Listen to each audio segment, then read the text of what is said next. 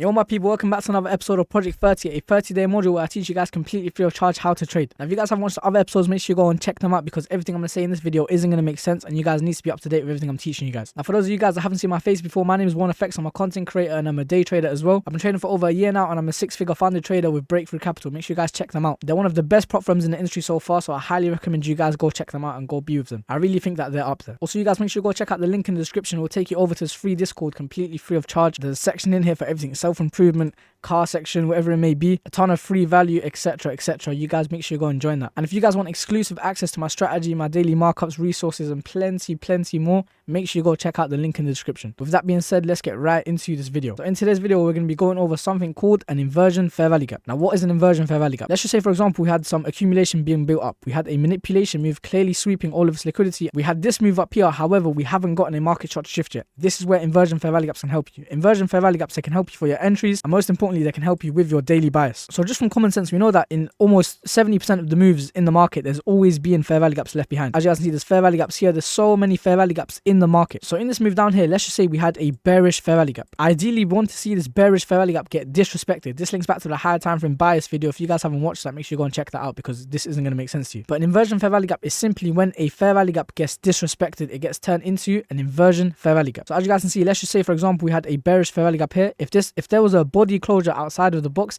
this would get turned into an inversion fair value gap. Now, an inversion fair value gap can be used as a PD array. It can be used for your entries. Like I said, PD arrays are points of interest where we can expect reversals from. Now, yes, there isn't a market structure shift. However, because let's just say we disrespected all of these bearish PD arrays, it is clear as day that we want to go and take out these relatively equal highs resting above. So this is where inversion fair value gaps can be very useful because you can take an entry off of them and target these highs. That way, for example, price was to tap it and give the market shot shift. However, it didn't retrace and it was just to go flying off. You don't miss your entry. Does that make sense? Another thing as well, once this bearish fair value gap gets disrespected, it's clear as day that we're going to go reverse. And again, same for a bearish example. Let's just say we had a form of accumulation here, manipulation higher. We tapped into a bearish higher time from PD array. We didn't get a market structure shift. However, this bullish fair value gap here got disrespected. This now turns into an inversion fair value gap where you can then take your entry off of. Does that make sense? Also, I forgot to mention, make sure you put this as your title, get your pen and paper. You guys should know the drill by now. Make sure you're taking notes because if you're not taking notes, you're not taking trading seriously. So for example, as you guys can see here, we have pinched liquidity over here. All of these early buyers that were entering the market, they have now been taken out. This is a clean form of AMD as well. Accumulation here, we have manipulation sweeping all of this liquidity. And remember, I told you guys in the time-based liquidity video, these are previous daily lows, right? Very strong points of liquidity. So now that it's been taken, it's clear as day that the market's going to reverse. Now, as you guys can see, this bearish fair value gap here,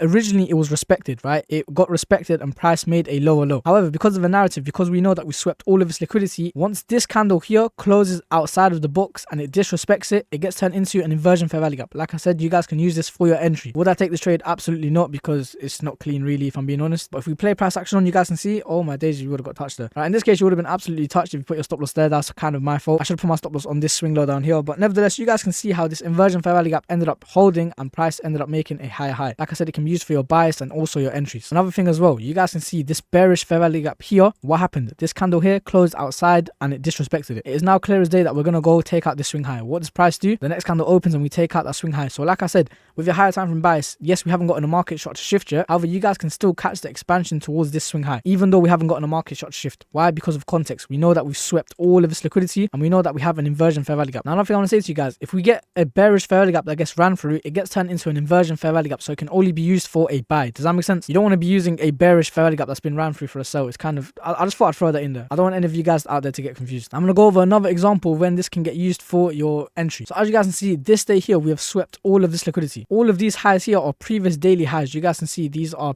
higher time frame points of liquidity. So we know that after liquidity has been swept, we often like to reverse and go take out the opposing pool of liquidity. But let's zoom in. Let's go down to the 5-minute time frame. You guys can see there's no clean market shot shift here. A swing low hasn't been closed below. This isn't a swing low, so there's nothing clean. However, what is there? This bullish fair value gap has been disrespected. This is now an inversion fair value gap. Like I said to you guys, this can be used for your entry. So we can literally go ahead and take an entry off of this inversion fair value gap, put a stop loss on the swing high and go and target down some lows resting down here. And if we go to the higher time frame, eventually you guys can see the trade does play out. It throws a bit of a tantrum, but eventually it does go and hit your TP. Now the main reason I like to use them is because it helps a lot with your higher time frame. You guys can see that these equal lows here have been taken in the market. This isn't a swing low, however, if we were to drop down to a lower time frame, this would be a swing low. But like I said, we have swept these two relatively equal lows in the market. We are now looking for a reversal. Also another thing as well, we have tapped into this daily fair value gap and we are currently holding. We are currently respecting it. This huge wick is showing to me that we're respecting it. Now right now, ideally, I'd be looking for a market structure shift. Do we get that? No, we don't. What do we instead get? You guys see we go above this high, however we fail to close above, so this isn't a clean market structure shift. However, this bearish fair value gap here gets disrespected. This candle here closes outside of the box and this one taps back into the inversion fair value gap and it trades away. Like I said, why this is good is instead of you guys missing out on these buys that you can enter from down here and waiting for a market structure shift to develop, you guys can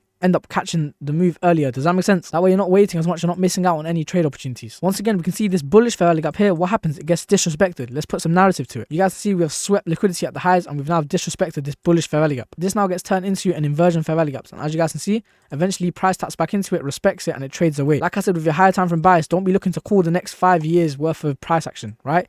Call the next day. That's all you need. So as long as we're inside of this inversion fair value gap and we're respecting it, you guys could just call and move lower to these relatively equal lows. You guys can see here we have these two relatively equal lows in the market. Very clean draw for the market to take. Once again, how would you catch this? We're inside of this higher time from PDO rate. What do we get? We start accumulating, right? However, we have this liquidity sweep. These relatively equal highs here get taken. What do we also get? This bullish fair value gap gets disrespected. This is now an inversion fair value gap. You don't have to wait for a market structure shift because what can happen is if price gives a market structure shift, you might not get tagged back in. Does that make sense? Price can often like fly towards your TP. So an early and very aggressive entry would be off this inversion fair value gap. Don't get married to this idea where you have to take the inversion. Me personally, I only take entries without a market structure shift if I'm very, very confident in the trade. But 9 out of 10 times you guys want to wait for your inversion fair value gaps. And as you guys can see, the next candle would have tapped your entry and you guys would have been in the trade and boom, just like that, your TP would have been hit. Like I said, if you guys would have waited for the market structure shift all the way down here, price never retraced to go and tap you in. It took your TP before it tapped you in. Does that make sense? But that's literally been it for this video. It's been a pretty quick video. There's nothing really to go over too much. I can give you 10 examples and stretch this video out for 10 years. But like I said, I'm not like these other content creators. I like to go straight to the point. I'm not going to keep you guys waiting longer than you need. Does that make sense? But anyways, if you guys are trying to take your trading seriously and to the next level, make sure you go check out the link in the description. It's been your boy 1FX. Take care, my people.